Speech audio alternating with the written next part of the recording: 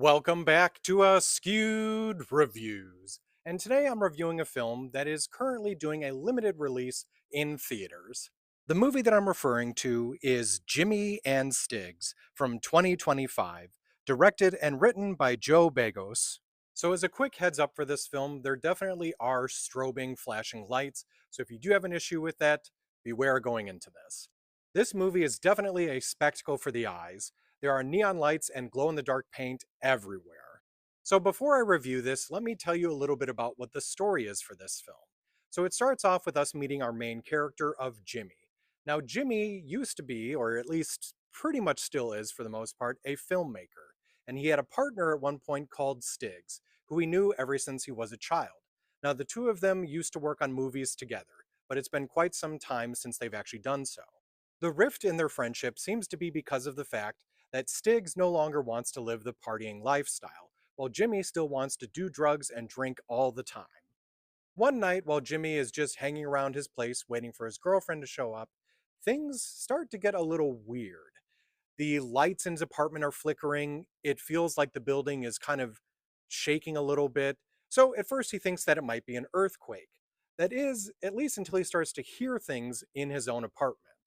As he goes to investigate, he ends up being right, as there are these alien creatures in his home that are now causing all sorts of issues for him. And the worst part is, he then blacks out.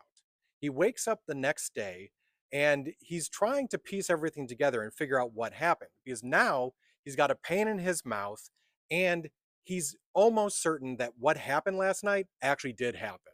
The events that occurred remind him a lot of things that he and Stiggs used to talk about when they were much younger when it came to the existence of aliens. So, since he's freaking out, he tries to reach out to Stiggs to have someone be able to talk to him about this that potentially knows what he knows.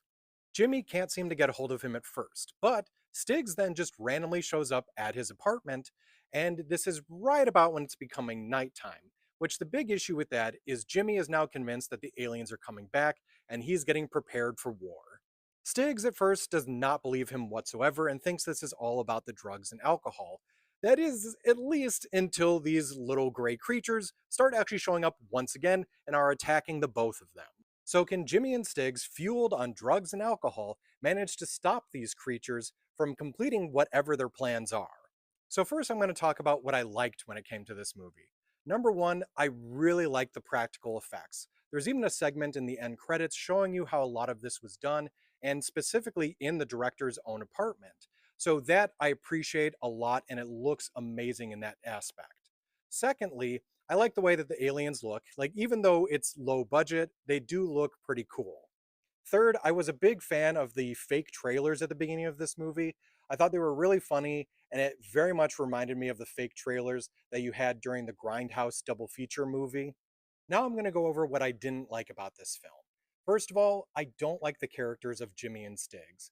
They had a really, really good opportunity here to tell us more about their friendship and give them actual conversations about why they're no longer friends and what they dislike about each other and what they hate about each other. Like, there could have been so many great conversations during this movie, but there just wasn't. And that brings me to my other thing that I really disliked was the story and the dialogue. There, first of all, there pretty much was none.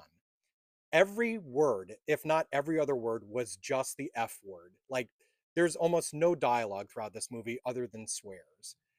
And once again, they could have made this a lot more interesting by having this friendship being talked about more, by them arguing back and forth. But it was really just them fighting each other for a lot of confusing reasons at moments that didn't make sense, at least for those scenes. And just, like I said, just swears. And then, of course, them just drinking and doing drugs.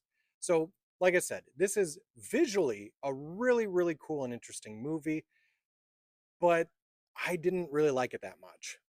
So for me on my scale, I'll be honest, I was really close to giving this one a 1 out of 5, but I'm going to go 2 out of 5. And that's honestly just mainly due to the fact that I really appreciate the passion and effort that was put into making this film.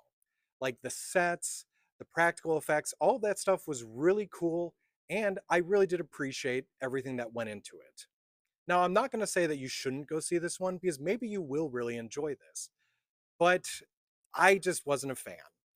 It is currently available in theaters for a limited time, so if you have an opportunity, go and see it. And if you do see it then, or if you've already seen it, let me know what you thought about this film in the comments. I hope you enjoyed this episode of Askewed Reviews. And if there's any other films coming to theaters that you think I should watch and do a review for, feel free to mention those in the comments as well.